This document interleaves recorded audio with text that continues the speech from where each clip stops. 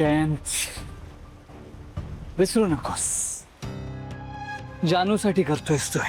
Okay, remember that.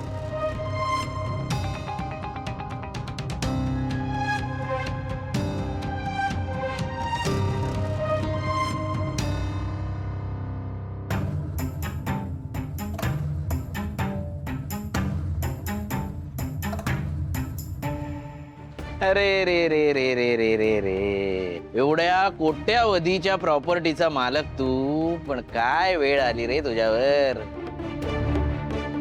बघ माझ्याकडे बघ. अरे मी तर एक साधा सरळ नोकरी करणारा माणूस रे बिचारा, पण तू तर मोठा इंडस्ट्रियलिस्ट ना रे. तरी आपण दोघं एकाच मोरीसाठी एका लाईनीत उभे आहोत.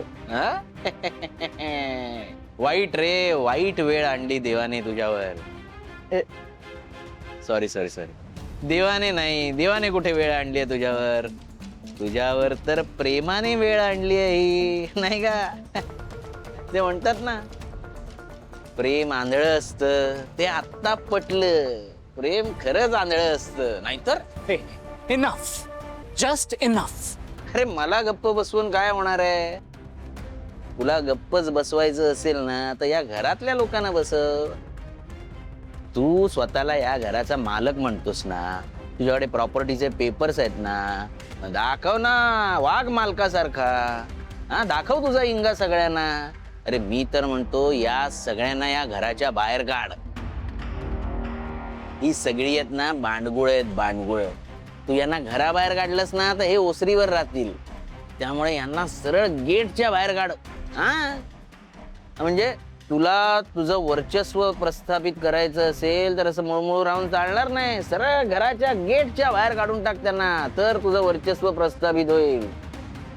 नाहीतर काय राहा असा उपऱ्यासारखा इकडे असा राहतोयस तसा. आंघोळ करून घे.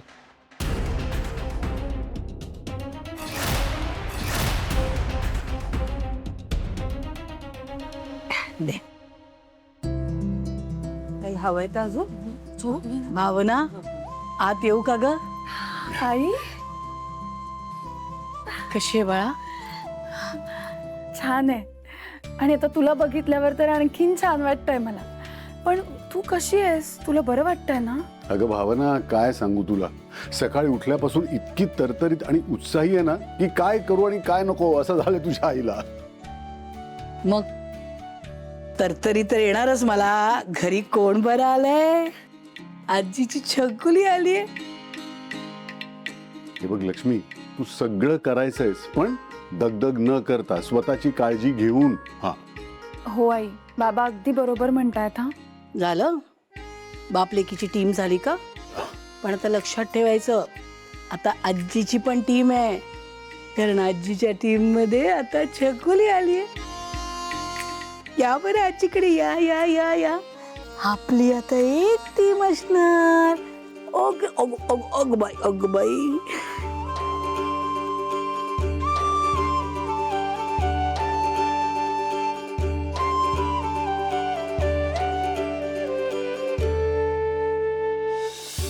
भावना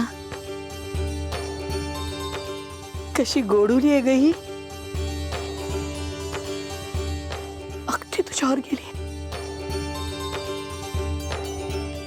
तू लहान असताना अगदी अशीच दिसायचीच नाही का? अगदी बरोबर लक्ष्मी. मी पण जेव्हा हिला पहिल्यांदा घेतलं ना, तर मला सुद्धा असंच वाटलं होतं. आता हे सगळं ना जावयाला सांगा तुमच्या. त्यांचं ठाम मत आहे, बाळ अगदी त्यांच्यासारखं दिसतं म्हणून. नाही हं? अगदी तुझ्यावर गेली आहे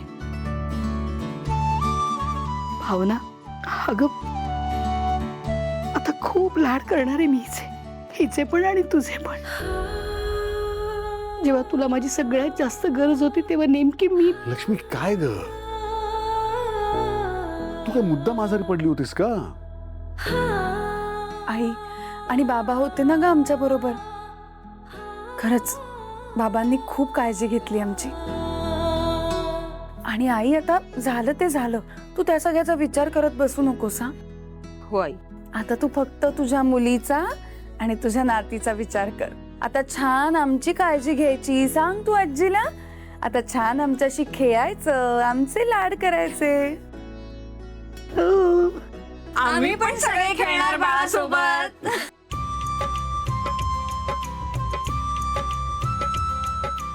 अरे काय चाललंय तुमचं? घरात एवढा आनंद आलाय आणि तुझ्या डोळ्यात एवढं पाणी का? आई छान आहे ना आपली चिमुरडी. हो ना ग. आणि आजी आई रडत नव्हत्या, आनंदाश्रू आहेत त्यांचे. चिमुरडीला जवळ घेतलं आणि त्यांना राहावलंच नाही. मन भरून आलं ना त्यांचं, म्हणून डोळ्यात पाणी आलं त्यांच्या. मला तर सारखं काही ना काही रिझन काढून या रूम मध्ये यावं असं वाटतं. घरात लहान बाळ आलं की असंच होतं, घराचं वातावरणच बदलतं. घरभर बाळाचा आवाज, उठण्याचा वास, हा घरभर बाळाची दुपटी लंगोटी, हो की नाही, आणि बाळाचा आवाज.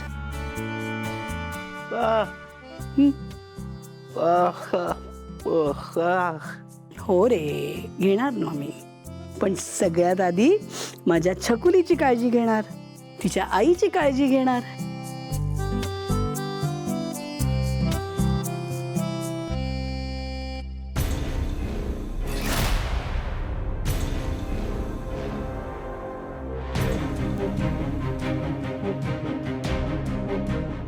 तुला तुझं वर्चस्व प्रस्थापित करायचं असेल तर असं मुळमुळ राहून चालणार नाही. सरळ घराच्या गेटच्या बाहेर काढून टाक त्यांना, तर तुझं वर्चस्व प्रस्थापित होईल. माझ्या जानूला माझ्यापासून लांब केलं ना तुम्ही. आता मी पण बघतो तुम्ही सगळे कसे आनंदात राहतायत ते.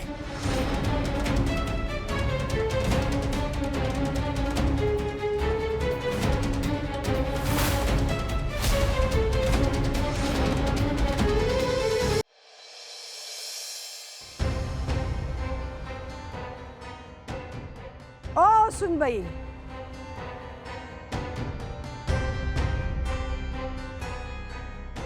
काय एवढं नटून थटून कुठं निघालंय बाई? पाचवीची पूजा आहे माहिती आहे ना, तिकडे सगळे वाट बघतायत, उशीर होतोय, मी निघाली आहे. कुठंही जायचं नाही. माझ्या परवानगीशिवाय या घरातून बाहेरही पाऊल टाकायचं नाही. मला जायचंय. माझ्या नातीच्या जन्मानंतरचा पहिला सोहळा आहे हा. एकदा सांगितलं ना, जायचं नाही म्हणजे नाही जायचं, समजलं? तुम्ही मला कितीही अडवण्याचा प्रयत्न केला तरी मी जाणार. माझी पहिली नात आहे ही, तिची हौस मौस करायची आहे मला. आणि आई, तुम्हाला कदाचित तिचं कौतुक नसेल, पण मला आहे. 2026 मध्ये जगतोय आपण. अजून किती काळ तुम्ही मुलगा आणि मुलगी असा भेदभाव करणार आहात? बास झालं आता हे सगळं आई. हे पहा सुनबाई, मला